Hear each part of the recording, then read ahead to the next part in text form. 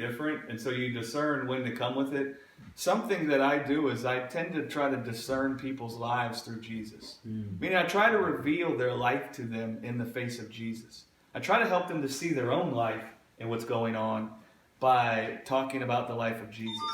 So if we just look at the idea of, and that's kind of what God did to me. You notice how he come and ask me a question? Right. Yeah. He just come and ask me a question. And sometimes when I'm talking with somebody like that, I don't want to just come with a declaration.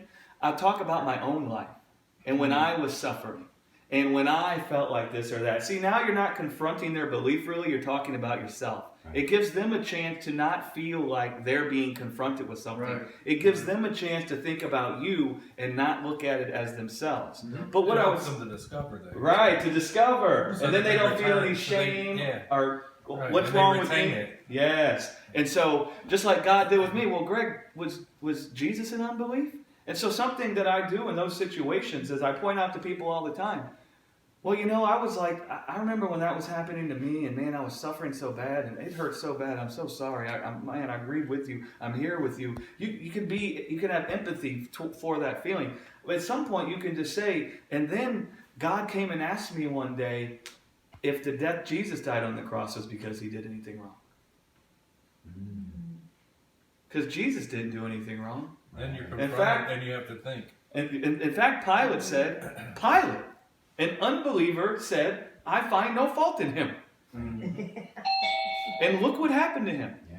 Right? And so death has entered the world.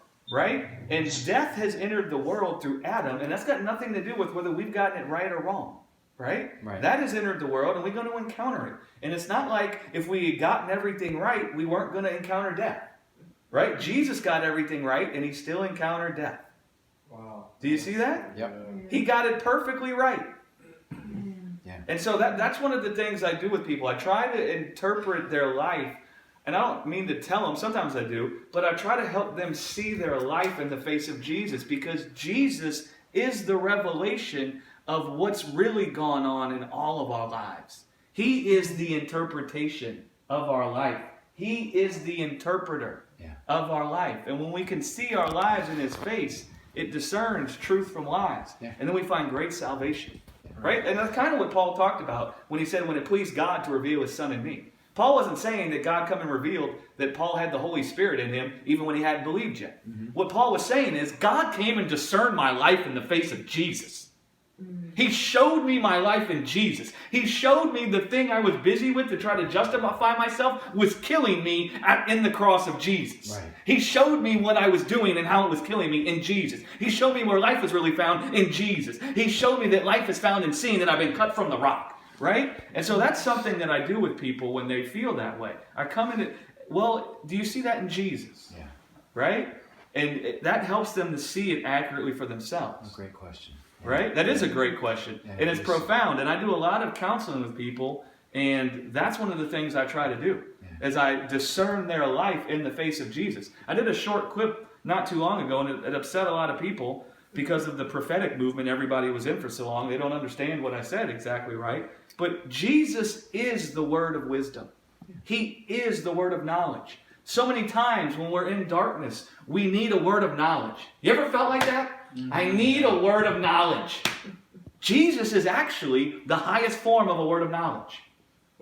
He can give you knowledge and understanding about your life and about what's going on and how to see it right. Yeah. Right? He is the highest form of the word of wisdom. And so that's what I do, is I come and discern their life in the face of Jesus. And that helps so much. Oh. Right? They walk away with the correct conclusion about what's going on. Yes. Right? Yeah. It's bad enough to encounter death. But if you walk away and think that you must not be getting it right, you must not be giving enough at church, you must not be serving enough, you must not be going to church enough, you must not be praying enough, you must not be reading your word enough, that makes it 50 million times worse. That's for sure. That's a form of the bondage that comes from the death. Yeah, now, through the fear of the death that's come to you, you're now concluding it's because of my works. Yeah. And so my works got to fix it. Right? But if you're doing it out of a joyful heart, you're good. You're good. And Jesus wasn't confused. He didn't think that his works had anything to do with the death he was dying. Right? Yes. Yep.